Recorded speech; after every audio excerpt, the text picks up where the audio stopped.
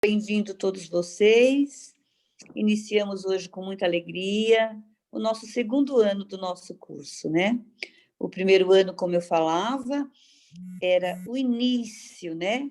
O comecinho, o beabá do nosso curso. Esse ano, a Rô está falando que não está ouvindo. Rô, você tem que conectar o seu áudio com a internet. Aonde tem Ela não está ouvindo, ela não vai entender. Eu vou mandar uma mensagem para ela. Melhor. Então, como eu estava falando, as nossas aulas de agora são um pouquinho mais profundas, né? Nós vamos falar assim mais profundamente sobre o espiritismo. Então, elas vão ser um pouquinho mais complicadas, talvez, mas não que ninguém consiga acompanhar. É fácil de acompanhar. Questão de também vocês podem aproveitar para consultar os livros básicos que nós demos, né? O Evangelho, o Livro dos Espíritos, a Gênesis, o Livro dos Médiuns, são todos livros muito importantes para ser lidos. Principalmente o Livro dos Espíritos, né? Porque ali é um livro de perguntas e respostas, então é mais fácil as dúvidas que vocês tiverem de estar levantando. E, assim, não precisa nem ter o livro, vocês, pela internet mesmo, vocês conseguem ter esse livro, né? Não precisa nem estar comprando quem não tem ainda, né?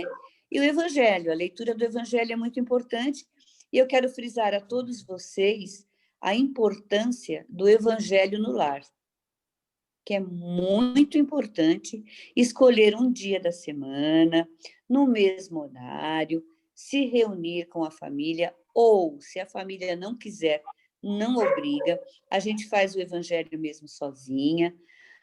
Tem vários modos de se fazer o Evangelho. Ou você abre ele ao acaso, ou você começa na primeira lição e vai seguindo uma lição por semana. Só que precisa ser sempre no mesmo dia da semana e no mesmo horário. Por quê? Porque o plano espiritual vai vir ali junto com a gente. Então, precisa se tornar uma rotina. O que acontece quando acontece um imprevisto e a gente não consegue fazer naquele dia? Pelo menos deixar o Evangelho aberto na casa da gente. Eu fui viajar e o Evangelho vai ficar aberto na minha casa? Se você for viajar, você pode levar o Evangelho com você. Naquela horinha que você puder, se der, você abre ali e faz uma leitura rapidinho do Evangelho. A importância do Evangelho dentro do lar, a proteção que nos dá dentro do lar, o Evangelho, tá? No livro de André Luiz, ele diz que ele foi numa casa e visitar uma casa, e nessa casa tinha um círculo de luz muito grande em volta. Espíritos maldosos queriam adentrar, mas eles não conseguiam, porque a força de luz era tão grande que eles não conseguiam entrar. Por quê? Porque ali se fazia o Evangelho. A importância do Evangelho, tá? Então, agora, vamos todos dar uma respirada. Vamos, assim, nos conectar com o plano superior. Vamos imaginar que da nossa cabeça sai um fiozinho que vai se conectar lá em cima com o plano superior. E através desse fiozinho, que é a nossa ligação, nós vamos agora elevar os pensamentos e nos unir em coração, pedindo a Jesus que a espiritualidade maior, que nos oriente hoje na nossa aula. E vamos agradecendo a Deus ter Ele permitido a nossa presença e que possamos colocar em prática tudo aquilo que vamos aprender e vamos ouvir. Que assim seja, graças a Deus. Então, eu começo a primeira aula de hoje, a segunda aula é com o Gleidson na semana que vem, certo? Então, a primeira aula desse curso é: eu não vim destruir a lei. A lei, Moisés e Cristo. Não penseis que vim destruir a lei ou os profetas. Não vim para destruí-los, mas para lhe dar-lhes cumprimento. Isso está em Mateus, no versículo 17. Moisés, profeta e legislador, revelou aos homens a existência de um Deus único, criador de todas as coisas, e promulgou a lei do Sinai. E a esta lei que Cristo refere-se enquanto regra suprema da vida privada e comunitária até então. Importa, porém, distinguir as duas partes que compõem a lei mosaica. A lei de Deus, promulgada sobre o Monte Sinai, e a lei civil ou disciplinar, estabelecida por Moisés. Uma é invariável, a outra apropriada aos costumes e ao caráter do povo, e se modifica com o tempo. Isso está no Evangelho segundo o Espiritismo, no capítulo 1 e 2 itens. A lei divina está formulada no Decálogo, a qual possui um caráter divino e universal. Todas as demais são leis estabelecidas por Moisés, obrigado a manter pelo temor um povo turbulento e indisciplinado, no qual tinha que combater abusos e preconceitos arraigados. Ao afirmar que não veio destruir a lei, Jesus referia-se à lei de Deus, a qual veio desenvolver, dar seu verdadeiro sentido e apropriá-la ao grau de adiantamento dos homens. Importa considerar, pois, o ponto de vista renovado sobre o qual Jesus considera a divindade e, portanto, a lei. Então, aqui nesse pedacinho ele está falando, né, que existem dois tipos de leis, né? A lei mosaica, né, que era de Moisés, e a lei de Deus. Então, naquele momento, Moisés precisava infligir algumas leis para segurar aquele povo que estava rebelde, né? Ele tinha que impor algumas coisas. Então, ele impôs a lei, né? Do olho por olho, dente por dente, né? Aquela coisa, né? Bem pesada. Diferentemente da lei divina, né? A lei de Moisés mudou muito de lá para cá, mas a lei divina não.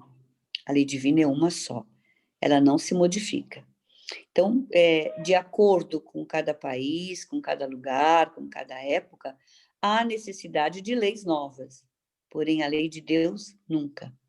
Então, Jesus, quando disse que ele veio trazer a espada, ele veio trazer para defender as leis de Deus, não a lei dos homens, tá?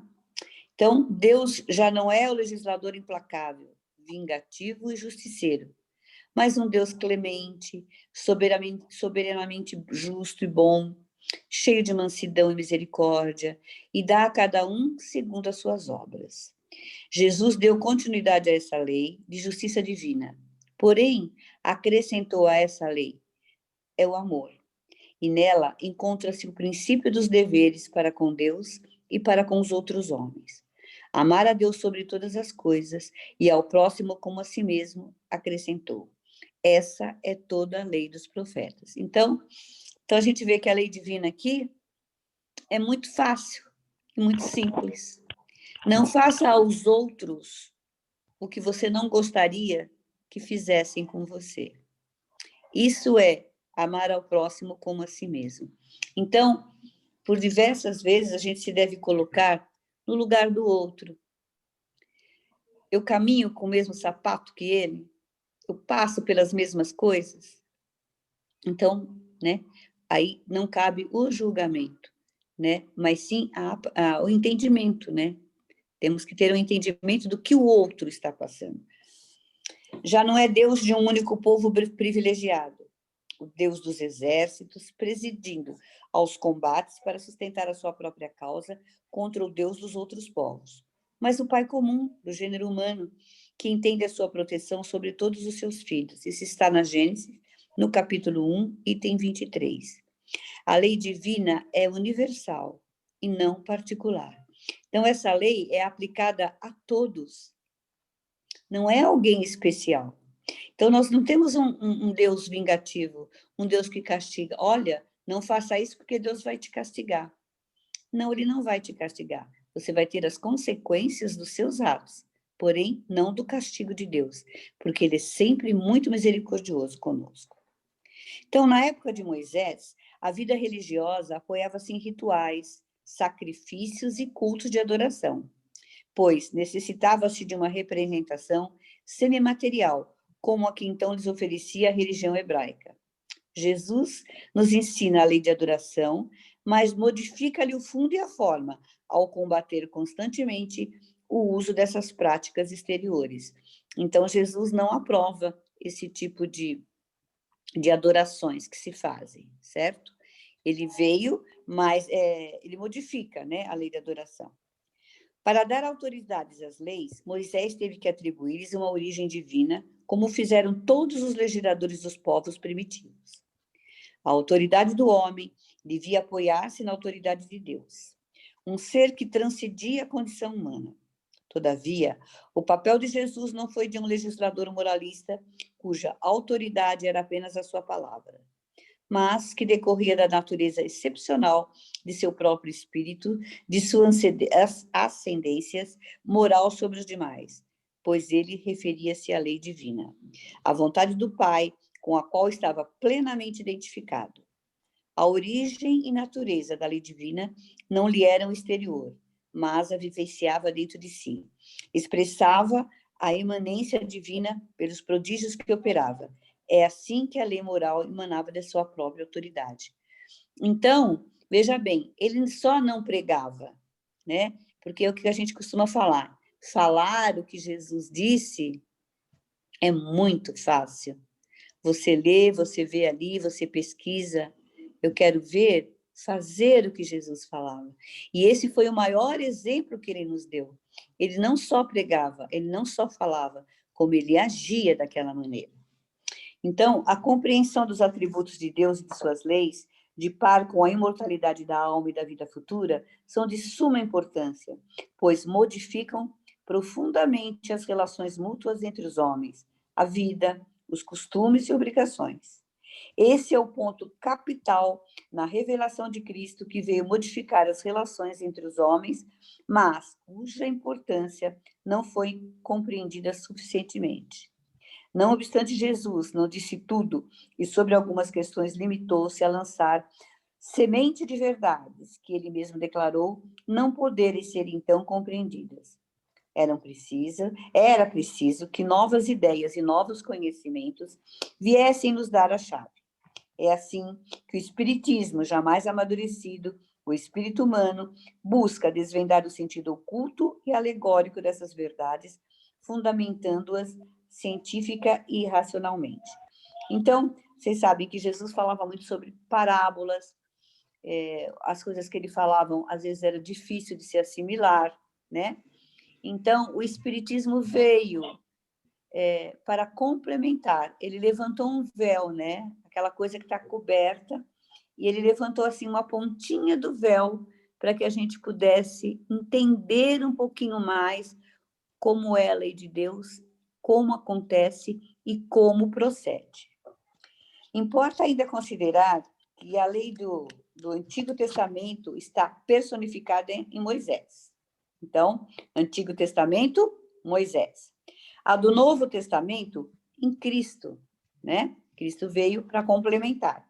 E já a terceira revelação da lei divina não está personificada em ninguém, pois as leis morais são produto do ensinamento de uma pleiade de espíritos que são as vozes do céu em todas as partes do mundo. Então, veja bem, primeiro foi Moisés, depois foi Cristo, e a terceira não tem uma pessoa, ela é dada a todos. Espíritos bondosos vêm e explicam essas leis para todos nós, da mesma maneira. Não tem escolhidos, ele vai passar essa lei para o mundo todo. Então, da mesma maneira, porém, que Jesus afirmou, eu não vim destruir a lei, mas dar-lhe cumprimento. Isso está em Mateus, no versículo 17. Também o Espiritismo em nada ensina contrário aos mandamentos morais de Jesus. Ao contrário, né? Ele desenvolve e explica-os, torna claro para todos o que fora dito de forma alegórica. Com efeito, pode-se afirmar que as leis morais contidas em O Livro dos Espíritos nada mais são que os imperativos morais ensinados por Jesus, porém articulados à luz da razão, ou seja, da filosofia, na medida em que a referida obra consiste em princípios racionais que visam fundamentar o Evangelho segundo o Espiritismo. É assim que a lei divina evolui para a consciência humana, segundo a capacidade cognitiva e a evolução dos homens no Decálogo, 10 mandamentos, as leis morais. Foi Moisés quem abriu o caminho, Jesus continuou a obra e o Espiritismo a concluirá. Isso está no Evangelho, segundo o Espiritismo, no capítulo 1, no item 9. Então, são 3 etapas, né? Conforme eu tinha dito. Moisés, Jesus e o Espiritismo.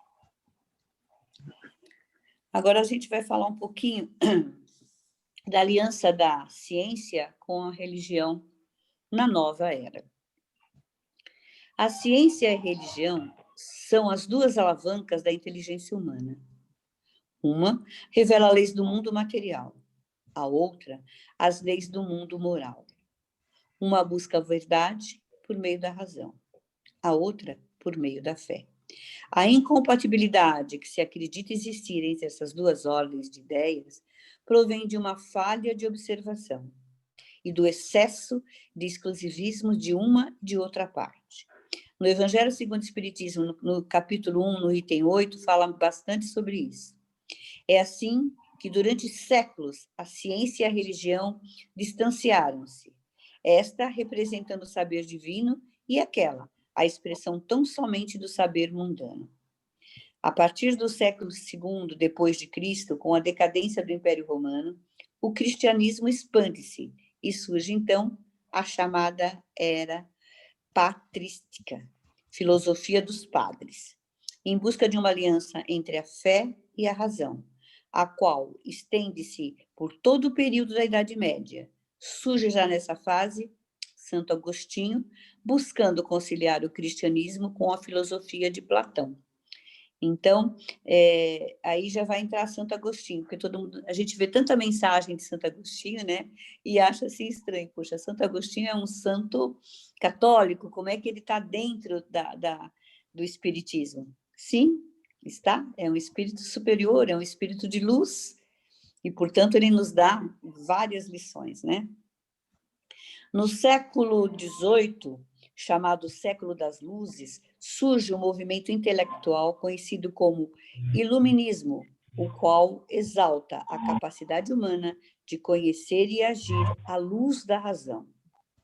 Em lugar das explicações religiosas, o Iluminismo funda a lei moral na lei natural e na própria razão.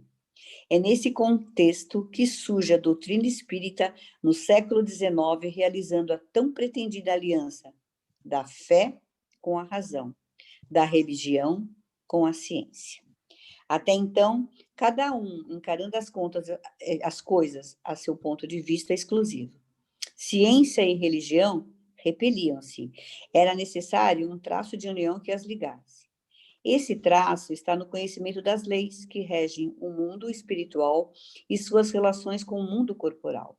Leis tão imutáveis como as que regulam o movimento dos astros e a existência dos seres. Isso também está no Evangelho segundo o Espiritismo, no capítulo 1, no item 8. O Espiritismo veio dessa forma, no momento propício, trazer preciosa cota de novos conhecimentos, fundamentando o ideal religioso da ciência, pois é exato que a religião não pode prescindir de fatos naturais, comprovados pela ciência. Esta, por sua vez, jamais atingiria seu fim último ao desprezar a realidade espiritual. São chegados tempos em que a ciência, deixando de ser exclusivamente materialista, deve levar em conta o elemento espiritual, em que a religião, deixando de desconhecer as leis orgânicas e imutáveis da matéria, essas 2 forças apoiando-se mutuamente e marchando juntos, sirvam uma de apoio à outra. Isso está no Evangelho segundo o Espiritismo, no capítulo 1, item 8 também. É assim que se aproxima o momento que marcará a nova era da humanidade. É toda uma revolução moral que se realiza nessa passagem para a chamada civilização do espírito, que há de caracterizar o 3º milênio. A ciência há de desenvolver-se gerada por interesses morais e a religião há de se dinamizar, fundamentada na fenomenologia científica e na razão filosófica. Esses princípios fundamentais, porém, já tiveram início na Antiguidade Clássica, quando Sócrates e Platão já sedimentaram os pilares nos quais apoiar-se-ia o edifício da revolução moral da humanidade e que seria a sede norteadora, ordenadora do reino de Deus entre os homens. Então, a gente viu que nessa lição a importância que tem a ciência e a religião estarem ligadas, porque uma vai ajudar muito a outra. Se elas estiverem separadas, nada vai funcionar. Nós temos que entender que coisas da matéria são coisas da matéria. Nós temos que, como agora esse período que nós estamos vivendo. Você tem fé em Deus, você acredita em Deus, mas se você não passar um álcool na mão, você não colocar uma máscara e não tomar os devidos cuidados, você vai ser contagiado. Porque é a matéria. Então, ciência e espiritualidade têm que estar juntas. Quanto mais elas estiverem juntas, mais vai haver progresso e mais vai haver evolução. Uma precisa entender a outra. Uma sem a outra não caminha. Quantas vezes a gente vai em consultório médico e o médico fala: nossa, a mudança no seu exame foi assim um verdadeiro milagre, porque é uma coisa inesperada. Então, eles mesmos já concordam que existe algo além, que existe algo mais que só a ciência não prova, né? Existe a espiritualidade, que é muito importante. Então, uma não pode caminhar sem a outra. Nós temos deveres para com a nossa matéria, porque foi a ferramenta que Deus nos deu para que o nosso espírito evolua. Então, nós temos, assim, todos lembram, né, do livro do André Luiz, que ele, no começo do livro, ele está no umbral e sendo acusado de ter se suicidado. Ele era chamado de suicida. Por quê? Porque ele não criou, ele não tomou conta como deveria da matéria, né, do seu corpo. Ele abusou, né? Por muitas vezes a gente abusa, né? A gente abusa comendo muito, a gente abusa bebendo muito, a gente abusa cansando muito, a gente abusa não dormindo. Então, diversas formas a gente não cuida bem da nossa matéria e do nosso corpo, né? Então, nós precisamos ter isso em conta, né? A lei moral e a lei espiritual precisam estar sempre juntas. Agora a gente vai falar um pouquinho de Sócrates e Platão. Eles foram os precursores da doutrina cristã e do espiritismo. Tem muita gente que só ouve falar de Sócrates e Platão, mas ao certo não sabem bem quem foi, né? Aqui é rapidinho, a gente vai dar falar algo sobre eles, né? Quem foram eles? Então, segundo Allan Kardec, em O Evangelho segundo o Espiritismo, as grandes ideias não apareceram nunca de súbito. As que têm a verdade por base contam sempre com precursores que lhes preparam parcialmente o caminho. Assim aconteceu com as ideias cristãs, que foram pressentidas muitos séculos antes de Jesus e dos essênios, e dos quais foram Sócrates e Platão os principais precursores do Evangelho. Então, isso está no Evangelho segundo o Espiritismo, bem na introdução, tá? Então, aqui ele fala que as ideias não dão saltos, como a gente fala, né? Nada dá salto na natureza. Tudo é calmo, até a evolução. Então, essas ideias não vieram ali junto com Moisés, com Cristo. Elas já foram muito antes, e os precursores disso tudo foram Platão, né, e Sócrates. Então, e os essênios, né? Eles vieram até antes. Essênios, né? Quem não sabe quem é essênios? Essênios era um grupo de ascetas, né? No judaísmo antigo. E ele foi fundado nos meados do século passado. No segundo século antes de Cristo, que ele foi fundado, os essênios. Eles eram um povo pacífico, bonzinhos. Dizem que Jesus passou até uma época com eles. né? Hoje já não tem mais os essênios, mas naquela época tinha, antes de Jesus ainda, tá? Então, Sócrates, século V antes de Cristo. Como Cristo, foi condenado à morte por haver atacado as crenças tradicionais e colocar a virtude acima da ilusão dos formalismos e valores mundanos. Assim como Jesus foi acusado pelos fariseus de corromper o povo com seus ensinamentos, Sócrates foi acusado de corromper a juventude ao ir contra os valores vigentes. Então, é assim, né? Tudo que todo mundo está fazendo e você é contra, realmente dá aquela, né? Aquela confusão toda, né? Uns contra, outros a favores, e qualquer ideia que seja contrária ao que todo mundo faz, dá esse tipo de reação. Platão é uma das maiores figuras da filosofia de todos os tempos. Sua grandeza destaca-se não só por ser a primeira do tempo, mas seu poderoso apelo para ideais ultraterrenos é uma das mensagens mais nobres comunicadas à humanidade. Ele ensina o desprezo pelos prazeres, honras e riquezas, a renúncia aos bens do corpo e deste mundo e prova a existência de uma esfera inteligível e imaterial, a única pela qual vale a pena viver. Então, Sônia, desculpa te interromper. Depois que você terminar de explicar essa parte aqui, eu vou encerrar, tá bom? Tá, e a gente volta novamente, não esqueçam, gente. Sim, você Aí pode terminar de explicar se você quiser, tem dá 6 tempo, minutos. né? Tá. Dá tempo. Aí Então, assim que você terminar, eu encerro. tá Desculpa te certo. interromper. Então, essas algumas das citações, né, que demonstram como Sócrates e Platão já haviam pressentido as ideias cristãs, né? Eles já estavam dando ali assim o comecinho, vamos dizer, uma sementinha, né? Uma semente já foi plantada ali naquele arado, para que as pessoas já viessem vindo. Então, aqueles espíritos que estavam ali naquela época, eles já receberam essa sementinha. Então, na outra encarnação, eles já vão vir com uma ideia um pouquinho melhor sobre isso. E assim sucessivamente. Nada rápido, tudo calmo e tranquilo.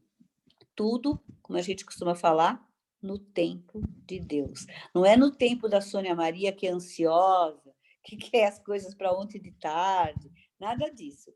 É no tempo de Deus, que a gente ainda não aprendeu a conviver. Nós queremos as coisas imediatas, a vacina para ontem, a cura da pandemia. Nós não temos essa paciência. É o que nós precisamos aprender a exercer. Isso eu estou dizendo por mim, tá, gente? Baseado aqui na Sônia Maria. Nem todos estão assim. Claro que é os mais pacientes. Eu sou extremamente ansiosa, apressada, corrida. Então, olha, tô frita. Tá? Podemos parar e depois a gente faz o resto então, Bia? Vamos embora e a gente volta.